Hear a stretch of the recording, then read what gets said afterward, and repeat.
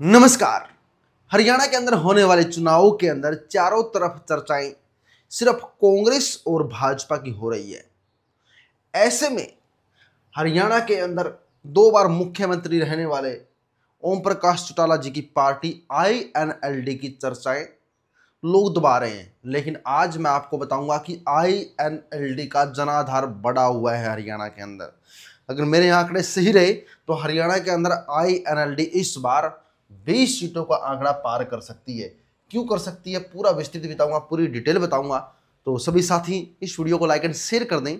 Channel को अगर आपने सब्सक्राइब एंड फॉलो नहीं किया है तो कर लीजिएगा।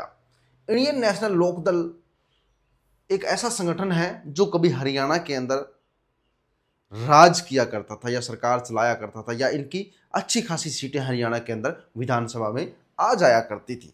जिसके बाद परिवारवाद हुआ, अभय सिंह चौटाला से अजय सिंह चौटाला अलग हुए, अलग से जेजेपी पार्टी बनाई और जेजेपी पार्टी ने भी 2019 के अंदर 10 विधानसभा सीटें हासिल की। लेकिन अभी जेजेपी पार्टी अलग है और जेजेपी पार्टी को बिल्कुल ख़त्म माना जा रहा है। मेरे हिसाब से जेजेपी पार्टी इस बार 2 सीटें भी निकाल ले तो काफ़ी काबिल तारीफ होगा। अगर संगठन मजबूत करके किसी न किसी तरीके से जेजेपी बढ़ने की कोशिश करे, लेकिन आईएनएलडी इसको बढ़ने नहीं देगी।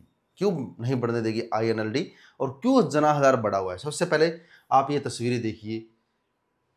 आईएनएलडी से अभय सिंह चौटाला और मायावती, हालांकि सुप्रीमो ओम प्रकाश चौटाला है चौधरी, लेकिन इन दोनों ने गठबंधन कर लिया है और काफ़ी अच्छा खासा वोट बैंक से रहता है मायावती का। विधानसभा इलेक्शन में इनके जो वोटर है वो किसी भी हालात में समझौता नहीं करते हैं। चौधरी अभय सिंह चौटाला का भी अच्छा खासा वोट बैंक है। अगर इनका नॉर्मल वोट बैंक भी मिला दिया जाए तो हर विधानसभा में इनके आंकड़े काफ़ी अच्छे रहते हैं, तीसरे नंबर पर रहते हैं। काफ़ी सीटें जेजेपी जब अस्तित्व में नहीं थी, या साफ साफ कहूँगा कि ये तीसरे नंबर पर रहते हैं। थोड़ा सा धक्का इनको लगाने की जरूरत होती है।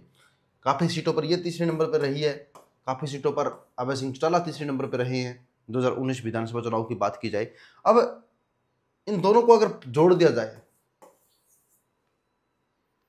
तो ये 2019 चुनाव के हिसाब से कांग्रेस को पछाड़ देंगे, यानी दूसरे नंबर पर चले जाएंगे।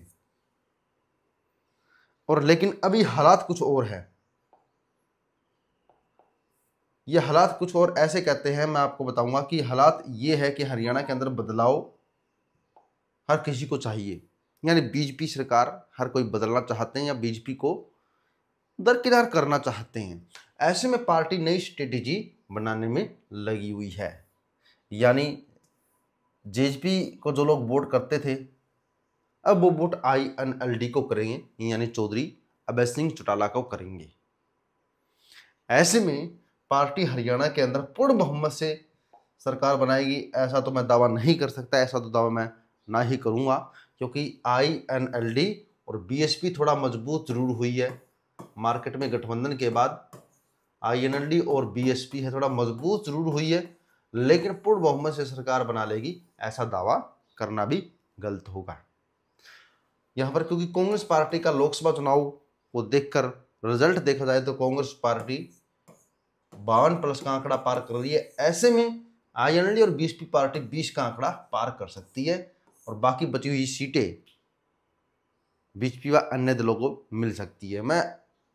मेरे हिसाब से अगर आप देखा जाए तो बीजेपी को कितनी सीटें मिलेंगी?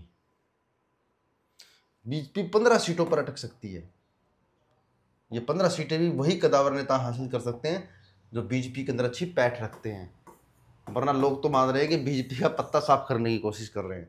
ऐसा क्यों हुआ बीजेपी के साथ? ऐसा क्यों हो रहा है? क्योंकि बीजेपी की नीतियों से लोग परेशान हो चुके हैं। दूसरा, बीजेपी 10 साल राज कर चुकी है, लोगों को बदलाव चाहिए, लोग बदलाव चाहते हैं और यही आंकड़ा अभय सिंह चौटाला बटोर रहे हैं। और अभय सिंह चौटाला की पार्टी जरूरी नहीं कि बीजेपी की सीटें कम करे, वो कांग्रेस की सीटें भी कम कर सकती है। कांग्रेस की फिलहाल मौजूदा स्थिति में 52+ सीटें हैं, यानी पूर्ण बहुमत कांग्रेस का है, तो शायद कांग्रेस का पार्टी का भी मार्जिन कम किया जा सकता है आईएनएलडी के द्वारा।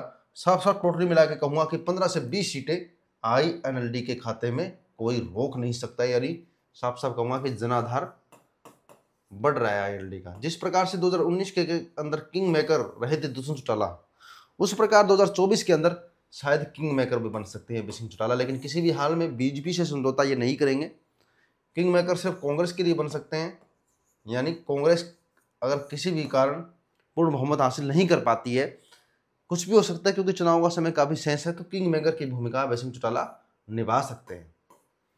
तो इस पार्टी को भूलना नहीं चाहिए। INLD पार्टी कभी हरियाणा के अंदर राज किया करती थी। आज इनके जो हालात है वो परिवारवाद के कारण है, परिवार का साथ छोड़ने के कारण है, लेकिन बीएसपी के साथ गठबंधन होने के बाद इनकी मजबूती साफ देखी जा सकती है और मजबूती से उतर रहे हैं। और जहाँ तक मेरा आंकड़ा सही है तो 15 से लेकर 20 सीटें इस बार INLD और BSP गठबंधन को मिल सकती है और ये गठबंधन काफ़ी आगे निकल सकता है। आपका क्या सोचना है?